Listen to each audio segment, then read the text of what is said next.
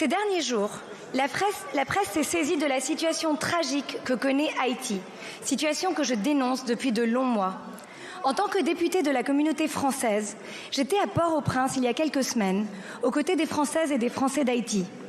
Je me dois de témoigner en ce lieu de leur souffrance quotidienne dans ce pays où l'insécurité est devenue la norme.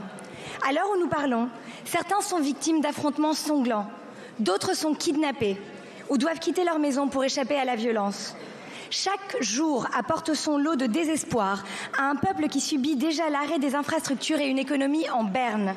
La violence des gangs a plongé Haïti dans le chaos. Hier, les rares diplomates encore présents dans le pays ont été évacués.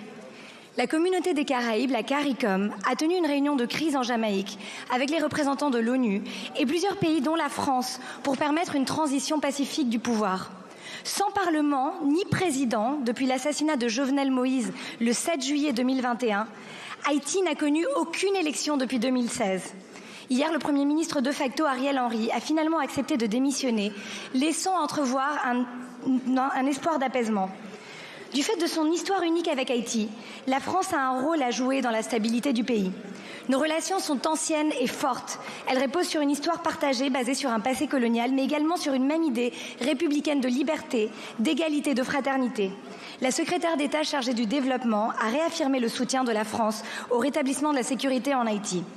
Monsieur le ministre, pourriez-vous nous apporter des précisions sur le rôle concret que la France entend jouer pour rétablir la sécurité et la stabilité en Haïti, et notamment dans le cadre de la mission multinationale qui était initialement prévue pour le premier trimestre 2024 ? Je vous en remercie.